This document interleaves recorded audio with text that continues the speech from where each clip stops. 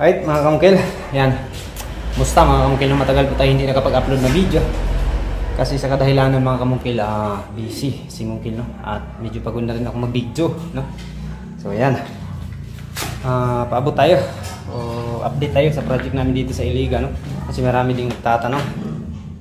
Ayan, so dito project namin mga kamukil, kumusta na daw, no? Kumusta na yung project namin? Baka iniwan na hindi tapos, may nagsabi ng ganyan, no? So hindi po tayo ganun na klaseng tao, no? So, iiwanan natin yung trabaho natin na tapos talaga medyo pagod mga kamukil. Patuloy pa rin tayo, no, sa paghanap buhay, yan, at pag paabot ng mga dagdag kaalaman para sa inyo mga kamukil. Okay, so dito room 1, yan, naka-flooring na tayo, tapos na yung pag-flooring, and then naikabit na namin itong mga pintuan ng CR. Yan. Right? So dito sa sala mga kamukil, yung napapansin nyo, nakapaglagay na ako ng design dito, no? So meron tayong nilagay na design dito para maganda din tingnan.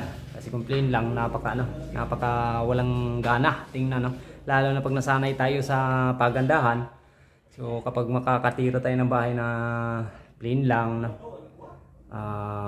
Medyo manibago tayo. Kaya dito mga kamukil, nalagyan na namin to ng design yan. Meron siyang cove dito. Dito na part. Engine dyan mga kamukil.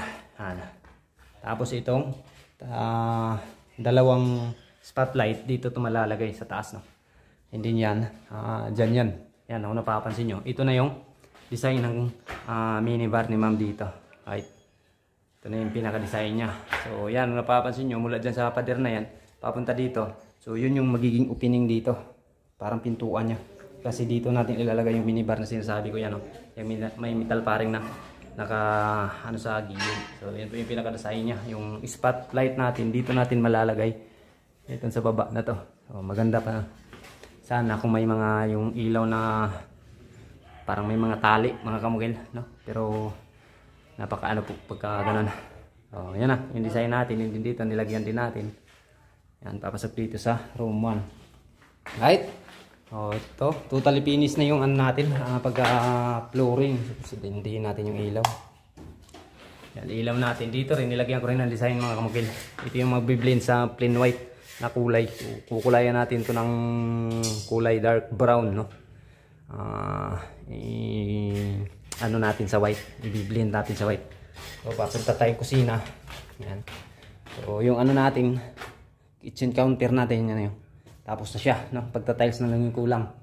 Tapos yung mga ilaw, yan, kakalabit pa, no? So hinintay ko pa yung may-ari, baka kasi ano pa yung gustong ipalagay niya dito.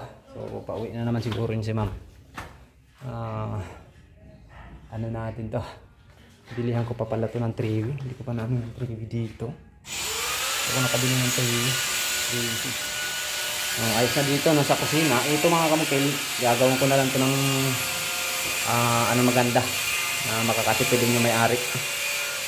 Pwedeng tubular na pintuan ang gagawin natin. So i-canvas natin sa aluminum supply. Alright. Dito naman okay na to dito mga kamukil. Lahat ng mga CR nalagyan na. Pintuan dito rin sa loob. Hindi natin ayan. Okay. Dito sa room 6, ayan, napapansin yung mga kamukil, putik na siya, diba? So nakapag first coating na kami sa pag skim coat. Dito na yung kapatid ko, first coating pa lang yan. Sindihin natin yung ilaw. Ayan, first coating pa lang yan mga kamukil. Sa kwarto na to, dito kami nag-uumpisa pag skim coat, you know. Yung pintuan ng CR, okay na, pagkabit na lang yan, no? And then dito sa room 5, trabaho dito, master boyet. Ito sapos. Ay mga kreta yan. Naka-tiles na, no? Master boyet dito. So ito yung papunta dito yung i-skim coat. Right? So yun na yung forma nyo. Naka-flooring na tayo. Yun na. Kulang dyan. Pupunuin. Tapos lalagyan natin ng gold na type trim. Lalagay natin dyan. Okay. So dito sa pinakasala, ayun na. Susunod ko na ito mga kamukil, itong TV console, no? Titirahin ko na itong TV console. And then dito sa labas mga kamukil, nakapagawa na kami ng, ito yung pinaka ports nya. Yan. Bali may hagdanan yan papunta doon. O, kulang pa ito mga kamukil.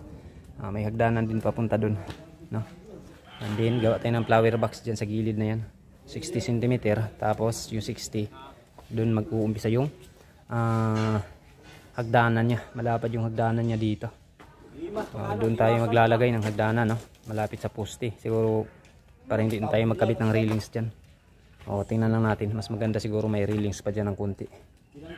Tapos dito na naman railings, no? Tapos palibot na railings. Okay. So yan lang mga kamukilo, yung update natin dito sa room to. Yung balita dito, hindi na pala pa napasok pa. Sindi natin yung ilaw. Yan, sindi na yung ilaw. So kanya-kanya na kami ng kwarto mga kamukil, no? Kasi ano kami dito. 5 kami yung natitira dito. 6 na kwarto. So may bakanting isang kwarto. Tag-iisa na kami ng kwarto. Na umpisa na problema kami kung saan matulog. Ngayon problema na kung sinong malalagay sa isang kwarto. Ang daming kwartong bahay na to. Ayan na. Kapit na natin yung ilaw. Check na. Okay. So dito sa hallway na to. Ayan, nilalagyan ko lang ng konti design sa hallway. Dito yung switch nya. Sindihin natin. Right. So yan din yung mag-blend ng brown.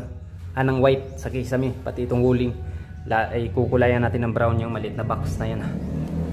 Dito yung pinaka-forum niya yan. Papunta doon. O bali yung cube niya, light niya mga kamugil. Mula lang dyan. Papunta dyan. Yan. Paikot dito sa may TV. Kasi dito, wala ng cube dito na part ito. Wala ng light. No? Box na lang yan. Yun yung magiging design niya sa minibar. Dito natin malalagay. Yung minibar na yun, may siding din yan dito sa likuran. Yan, pag ganyan dito, kasi yung pinaka-purpose niya, maharangan yung pintuan na yan, matatakpan. And then dito, may opening na siya. So, gagawin natin parang division o partition. Kaya lang lalagyan natin ng gagamitin na natin para sa minibar. Okay, thank you mga kamagil.